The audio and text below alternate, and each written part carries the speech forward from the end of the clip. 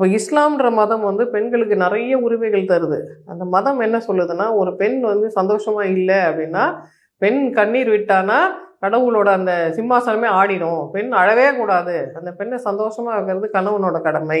4 மனைவி கல்யாணம் பண்ணிக்கலாம்னு சொல்ற அதே மதம் தான் சொல்லுது, எல்லா மனைவியும் சந்தோஷமா வச்சுக்கணும், சமமா சந்தோஷமா வச்சுக்கணும், எந்த பெண்ணும் கண் கலங்க கூடாதுன்னு அந்த மதம் சொல்லுது. கிறிஸ்டியானிட்டிலேயோ இல்லை ஹிந்துயிசம்லையோ டிவோர்ஸுக்கு உரிமையே கிடையாது. ஒரு பெண் போய் எனக்கு இந்த திருமணத்தில் இஷ்டம் இல்லை, இந்த திருமணத்தில் நான் மகிழ்ச்சியாவே இல்லைன்னு ஒரு பெண் போய் எங்கேயுமே சபையில் சொல்ல முடியாது. ஆனால் இஸ்லாத்தில் பிகினிங்லேருந்து ஒரு பெண் போய் ஜமாத்தில் சொல்லலாம், நான் சந்தோஷமா இல்லை, இவர் என்ன நல்லாவே வச்சுக்கல, எனக்கு இதுலேருந்து திறந்து விடுங்க, இந்த கூட்டை விட்டு நான் வெளில வரேன், எனக்கு குலா கொடுங்கன்னு கேட்கறதுக்கு எப்பவுமே பெண்களுக்கு உரிமை இருந்திருக்கு. பொதுவாக இஸ்லாத்தில் இருக்கிற இன்னொரு சிறப்பு அம்சம் என்னன்னா, எந்த வயசுலையும் அந்த பெண்களுக்கு மறுமணம் நடப்பதற்கு அந்த மதம் அவங்களுக்கு யூஸ்ஃபுல்லா இருக்கு. மதம் அதுக்கான வழிவகை செய்து. மற்ற மதங்கள்ல வந்து பெண்கள் மறுமணம் செய்துக்கிறதுன்றது வந்து அண்மை காலத்துல ஏற்பட்ட டெவலப்மெண்ட். ஆனா இஸ்லாம் வந்து பிகினிங்ல இருந்தே விமன் வந்து ரீமேரேஜ் பண்ணிக்கலாம். அந்த இஸ்லாமிய ஆண்களுக்கும் அந்த மாதிரி ஒரு மனப்பான்மை, ஏற்கனவே குழந்தை இருந்து அவங்க கைம்பெண்ணா இருக்கிறாங்கன்னா அந்த பெண்ணுக்கு அவங்களால வாழ்க்கை கொடுக்க முடியுது. அது பெரிய தியாகமாலாம் நினைச்சு அவங்க பண்ணல, இயல்பா எங்க மதத்துல அப்படிதாங்க இருக்கு அப்படின்னு அவங்க கல்யாணம் பண்ணிக்கிறாங்க. அப்போ